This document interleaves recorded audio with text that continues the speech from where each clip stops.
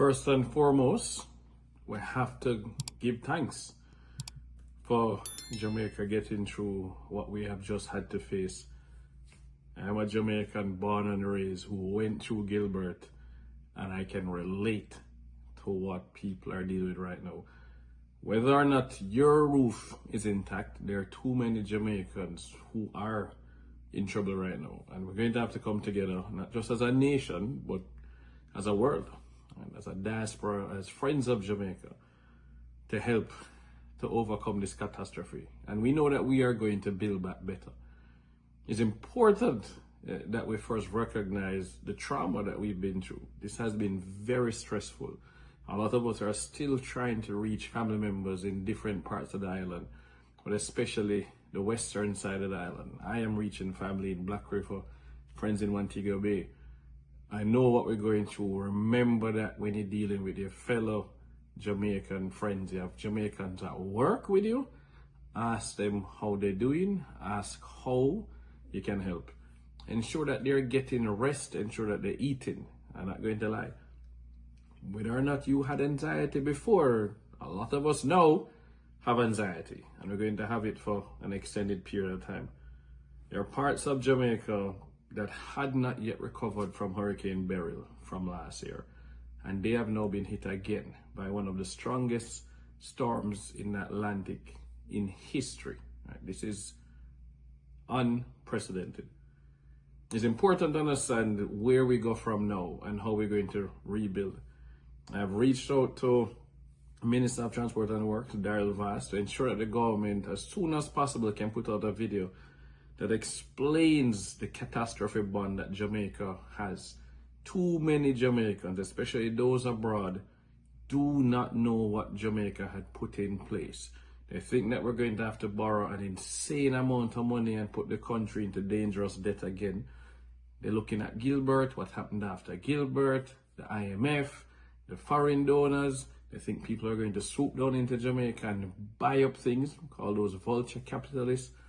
And we need to make sure that we remain calm and that we don't spread misinformation. And it starts with research.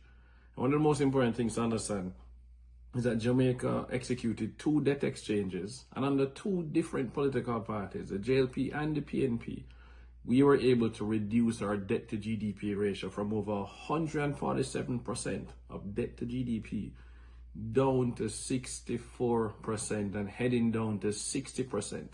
What that means is that less money that we were taking in as a government was being paid out for debt servicing.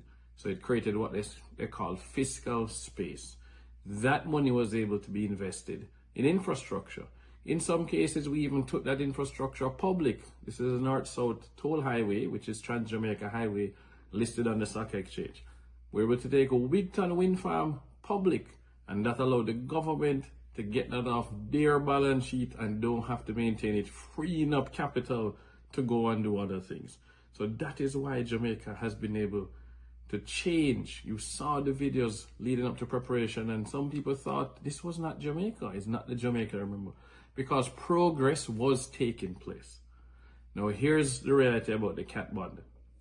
Under Dr. Nigel Clark, who was Minister of Finance and the Public Service in Jamaica, Jamaica took out a catastrophe bond. It then renewed that bond, and I'm going to read exactly what was this bond, how it works, and now we've seen reports coming out of Jamaica about Unleash It. So it says Jamaica's catastrophe bond is globally pioneering the CAT in a grid trigger approach, as we are the first in the world to use this. So Jamaica is the first in the world to use a CAT in a grid trigger approach.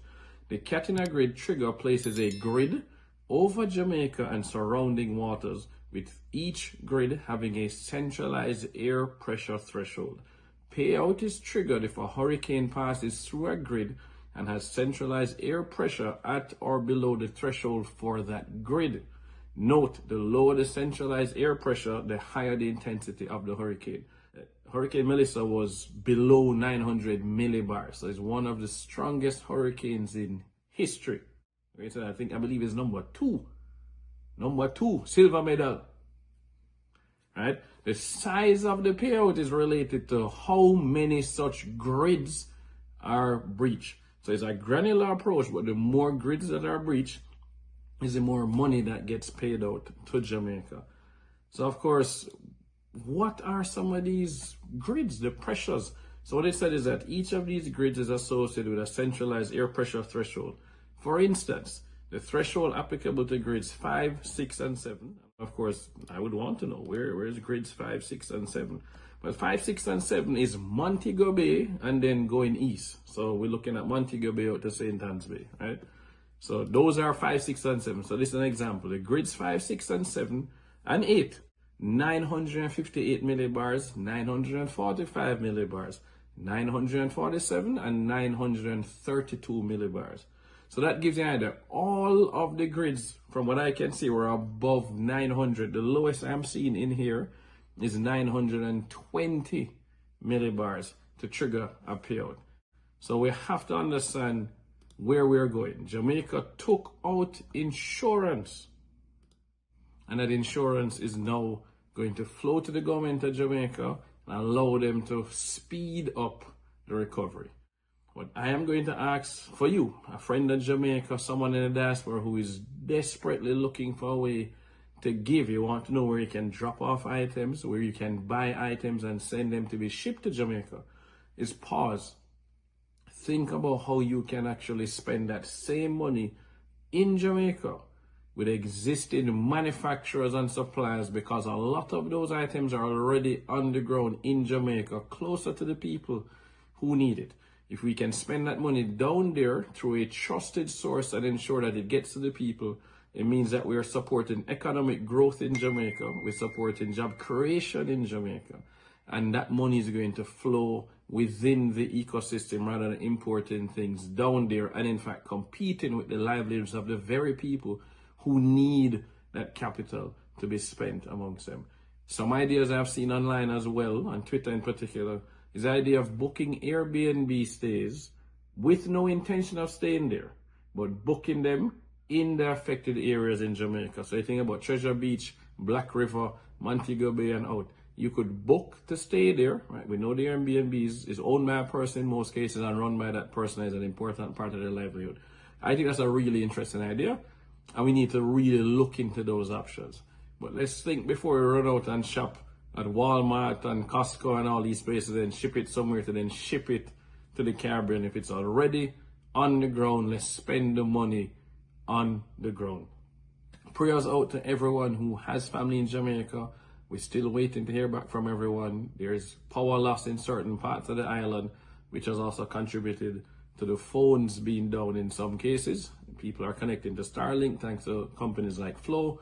Information is going around about how to do that. But this is a very important time. We need to come together. We need to be united as one people, one country, one world. Thank you very much. Let's stay in touch. Let us support Jamaica, and let's ensure that we build back better.